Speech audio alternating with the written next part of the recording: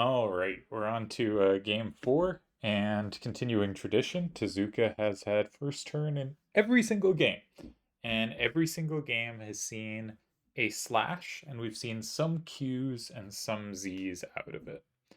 Um, Stuff, much like myself, tends to play corner starter, corner. So far, actually, so far this has looked a lot like a match of me versus myself, which is to say, closed center starters met by corners met by opposite corners, met by sides, met by either setting up a Q or a Z, and then I like how stuff has defended those Qs and Zs. So, um, pretty consistent patterns. Makes you, I don't know if, yeah, I've been thinking a little about like how much do you change your style if something's not working, but what's not working, right? I think this applies more to open in general, where you know, if you think you should be breaking through against someone or you think they're going to break through against you, and it seems like they're going to break through against you, but it hasn't happened yet, maybe you should try something different. And maybe that will accelerate the process, but maybe it gives a chance for something else to happen. And you think you should be breaking through against them, but it's not working. If you're coming close, maybe you keep pushing. If you're not coming that close, but you think you are better than your opponent, maybe you need to find a new way to pressure them and see if they can defend there as well. And then if it doesn't feel good, you move back. Um, but I think this mostly doesn't apply. You mostly just make the move you think is best. That's fine.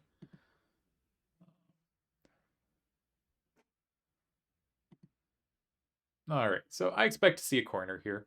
We have seen for the second time Tezuka has started. Actually, no, one game Tezuka played a corner starter. And actually, maybe corner starters are the way to go here. I'm not just saying that because that was the game Tezuka won, because it was the game Tezuka won, but it was the game that felt like it was going worst for Tezuka. But the reason I like that perhaps here is because the indication we have from that one game, and this is what you learn by trying something different, is stuff met a corner starter with a move in five. Now that may well have been. There's a very good chance it was just because that rule set was SPC rather than with wall rules. But if you think he's going to meet a corner in five, now Tezuka likes to have played the card in five because he likes to be able to play off five, and Tezuka has one of the best feelings for interacting with five in Triple Triad history. It's a really exceptional strength of his. From my perspective in closed, I really like when my opponent has set five because then I can not flip it until I want to. And you do get a chance if you go in a corner and they go five to play another corner, setting some stuff up. So you should have some tools. Also, just odds are if you're running good cards and they're running good cards, you will have ways to play off their good cards, right? That's just going to happen. So I think there's a case. Now, these players have not cared as much as I do about who controls five and wanting it to be the opponent. But if you do care about that, and you know your opponent tends to meet corner starters with five, maybe you should be playing corner starters, not five. Now, I don't think this applies to Tezuka because, again, I think Tezuka really likes to have played five and is good at having built hands that are going to work well there. So this probably doesn't apply. Okay, what can we assume from his starter? A259 is a card that he might be running again. A955 also makes sense playing off this. A955 is the only card he has run twice. 5A94 maybe doesn't fit as well, but something like 4A95, which stuff used last game, might be a nice fit as well. Tezuka has liked A9s so far, but there's enough variety in the A9s available that play off this that I'm not sure stuff can make a hard read. But if you're stuff, you're probably thinking, there's A9s coming my way. And this has not convinced me you're not running Fafnir again. Um, Notably, none of those A9s are that excited to see this 6, 5, 7, 8 land in 9. So I think this might be a nice reply. Um, One thing I do think is I think Stuff's choice of Yuna in the last game might be a little better of a choice than the A9s that Tezuka is running. Now, Tezuka has been willing to use them earlier, which is interesting, but kind of also maybe an interesting understanding, because if you want to sweep an endgame, it's really useful to have a tri-directional card. Now, sometimes it just blanks because those three directions end up being weaker, but Yuna is a little closer to a tri-directional card than Fafnir. Like, Fafnir can pick up some A's, but there just can't be that many A's running around on this set. I mean, 6 is in one sense a lot, but in every game so far, I guarantee you there have been more 9s. Um, and there just haven't been many spots where someone was forced to take an A. Like, if you, I don't remember a spot in the last few games. I'm sure you could find one if you looked back, but we haven't really seen it. Okay, this is the first time Tezuka has managed to set up a slash where he uses his lower levels first and keeps his higher levels. You'll also notice this is a tri-directional card, which might indicate some movement towards tri-directionality. Because players tend to kind of we tend, I should say, to kind of do one thing at a time. Like, we look at hands and we kind of think, okay, do I like my 9-9 corner or do I like my 9-8-7s? And if you like your 9-8-7s, you're likely to run more cards like 9-8-7s. If you like your 9-9 corners, you're likely to run more cards like 9-9 corners, right? But maybe one way we could think about hands is kind of, I should have a fair amount of corner power, I should have a fair amount of dynamism, and I should have a fair amount of tri-directional cards. So maybe an interesting, just, this is purely like theory crafting. I haven't actually tested much in this direction or thought about it much, but it's just coming to me now, is I've talked about this like 3 different ways of thinking about a card. Dynamism is generally like, how's it plus walling? Like 8765 is a very dynamic card. Great example. 987 has some play against 9s. Mostly just play against 9s. The 7 and 9 can hit an 8, but not actually like that dynamic a card. While 6578 is hitting 9s many different ways and 8s a number of different ways. 1789, of course, though, is more dynamic than like 9951, which is plus walling like a 6 on its level, right? That's a very undynamic card. So a 1789 is sort of mid dynamism. But dynamism is generally how much does it interact with plus wall? And this is a place where 1789 is good. How many kind of 1 and 2 gaps does it have and 0 gaps? Because on any rules, like 7632, obviously there's no A's to take. So like a 6-6 can't take A's. But if there's a bunch of 7 and 6s lying around, like a 6-6 is going to have plus potential and some same potential. And the 3 and 2 with the 1 gap, they mostly help the plus wall side, but they're going to have some plus potential too. So kind of 0 gaps, 1 gaps, 2 gaps, and does it interact well with walls?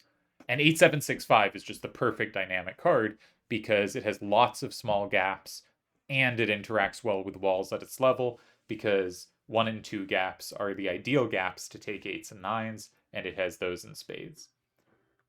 Then there's corner power, like raw power. So like a 9-9 corner is very good at this. A 9-8 corner is quite good at this. 7766 is terrible at this. These are not numbers that are going to be all that hard for you to take. Okay. So this move runs against some of the stuff we've seen from stuff. Or like I've had sort of 3 theories. I should come back to my theme. I will in a moment. I've had sort of 3 theories about how stuff thinks through these positions. Or 3 things to sort of check. One is, do you want to flip 5 or do you want to avoid flipping 5? At this point, I think we have to assume he likes flipping 5. I think he has flipped 5 enough that this is good evidence. Stuff likes flipping 5, and this is just a difference in style for me. I've said I don't like the moves before, or like I'm uncomfortable making that move, but at this point we have to assume this is a stylistic difference.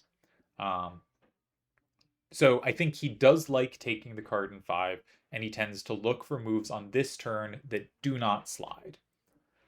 2. Is he playing to ruin squares his opponent has set rather than squares he has set?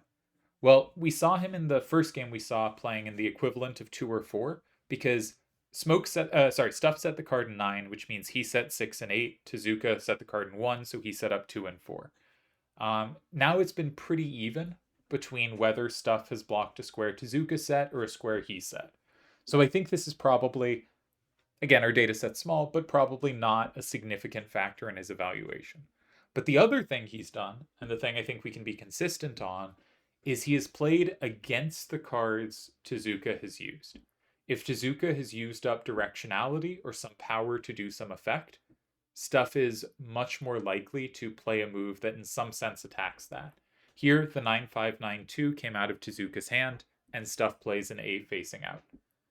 And this is an interesting move. One is the downside is not so terrible because he also has it matching the card in 9. And both times, the last 2 times he has played a side here, he has made sure it matched the number facing out on his corner starter, so he is not susceptible to combos. But 2, second turn is tough, and A's have been hard to take. You know, you look at this move and you think, this is pretty high risk. If they can take this, and especially like if they leave this open, do you want to block it in or do you like take the risk and decide it's safe? It can feel like a pretty risky move. It can feel like a pretty risky move. I should note, stuff is also making a challenge here. He's just putting high numbers facing out and saying you have to take it, which is like good standard play. And I probably that's the actual reason, not any of the things I've said. Okay, lost train of my thought. Let's go back to my previous subject. So there's like raw power. Like A469 has an A9 corner that is a very powerful corner. That's better than, an A8 corner, which is better than an A7 corner, etc., etc. And then there's tridirectionality, which is sort of like if you think about a queue here, say Tezuka plays 8, and you have a card that's for the corner 3. It might be really good at flipping 6 and flipping 2, but if your opponent plays in 3, it probably has no play against the card in 3, right? It's very limited in what it can do. And if it doesn't land in 2 or 3, it's not going to land well in 4 or 7. And tridirectional cards sort of negotiate against that. They often give up a little bit of their corner power to be able to do that third thing. 1789 is a good tridirectional card. And tridirectional cards can often be good sweepers that you want to hold on to for the late game. Okay.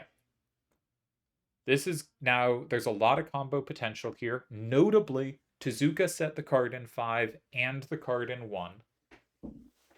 We have no particular reason to think stuff can play off the 2-8, but we did see stuff run 2-6-A8. Was it 2-6-A8 or was it 2-8-A6? I don't remember which he ran, but 2-8-A6 is a card that exists and is a card that is clearly in Stuff's consideration as a card he's willing to use. We have not yet seen his level 9. So it is possible he has 4. It is more likely he has 2 because 2 is an easier square to have. So anyways, these are the 3 kind of types of cards, right? Or like 3 kind of strengths of a card. Now, there are some cards you might say it misses. Like 9592 does not have a high corner. It is not very dynamic. It can pick up A's up and down, but on level 8 there aren't A's up and down. And it sort of has some tridirectionality. If the 5 gets any play, then it can sweep side to side. And so it's closest to being a tridirectional card. But also it should be kept in mind, like vertical and horizontal cards are usually the weakest cards. They are just often chosen for hands because a lot of people don't like running 5 corners. So if you're going to run 4 corners in another card, an up, down, or left, right card can make a lot of sense as your 5th card. But it is usually the weakest card in your hand, and one reason to use it as a starter is to get it out of your hand quickly. Because it does not do well in many of these categories. But the one it does best is actually tridirectionality. And so it's sort of a card like you either use it early or maybe it stays in your hand till the end of the game, but often not so much in the middle game. Not sure that's exactly right, but let's go with it for the moment. Anyway, what if you thought about building hands as in I need to have some of all 3 of these things? I need some dynamism. I need cards that have the chance to be sweepers in a way that huge corners with no backsides probably won't be. Like, there's times where you keep a Dia for your final card, But if Adia is your final card, you are sort of guaranteeing that one capture and no more because they can play around it because its backside is so weak unless you happen to hit it perfectly, or Sarah or whatever other AA rare. It's often a card, if you are keeping it as your final card, you are tying that game or losing it. You're not winning that game very often, in my experience. I think some people differ with me a lot here. Okay, what did we see? Okay, we saw stuff play in 3, defending 6. Which again, if you feel the need to defend 6, I'm a little worried. But maybe stuff has the clincher here. And Tezuka again just had the perfect card. And Tezuka has lined things up in ways where his cards have some limited equity, but they do cover the targets the highest numbers. He's been careful to cover the highest numbers. We saw this in his previous win, 6-4-1-4, and yeah, he just won now again. Um, yeah.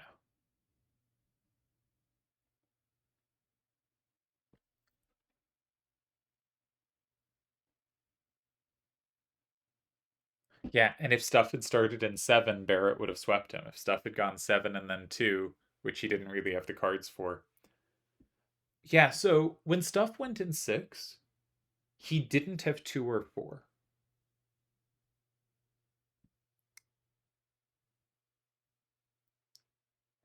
Yeah.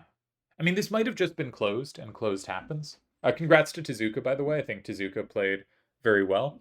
And I think also stuff can point to he got 4 second turns, and this is very difficult. And also, he could have very easily won game number 2 and happened to lose it. Um, so I think both players played well here. But I think this is something I thought Stuff was doing in the early games, but it turns out maybe he wasn't doing. Is he was posing challenges to Tezuka, but he wasn't leaving open squares he had play. And so after 159, Stuff has a plus an 8 with 349A. He has a plus wall in 6 with A469. He probably doesn't have anything for 2. And he probably doesn't have much for 4.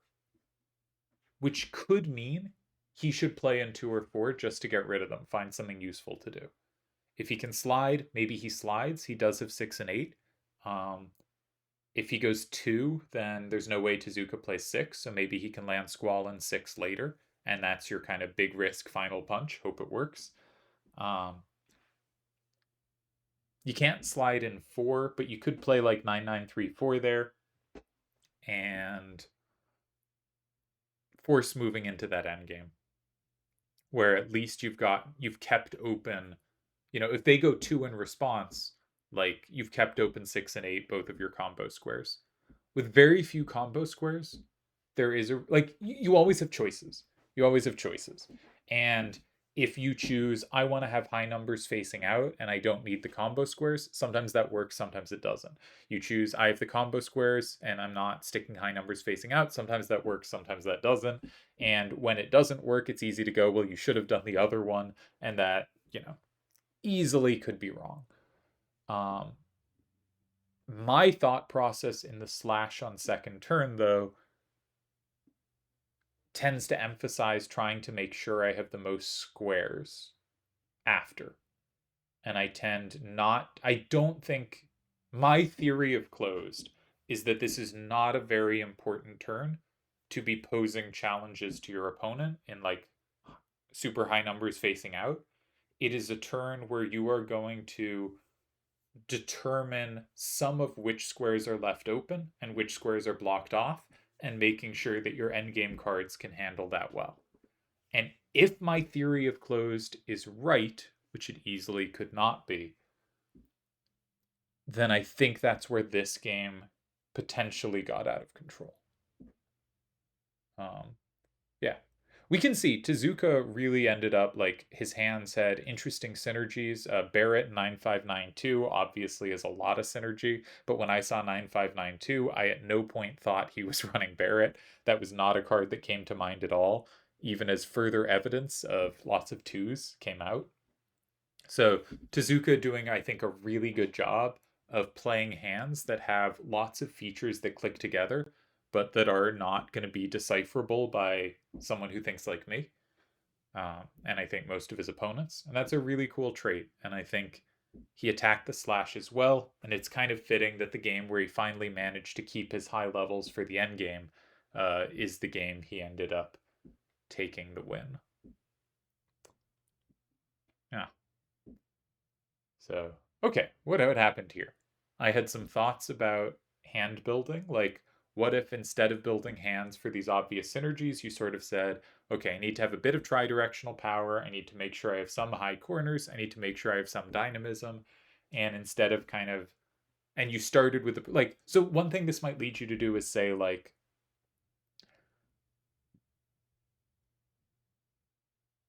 maybe you think like, okay, I run an A882, I run an 8876. I have them opposite each other. That has some synergies, but the 8876 covers a lot of dynamism, or an 8866 that would work, and the A882 is really good tri-directional.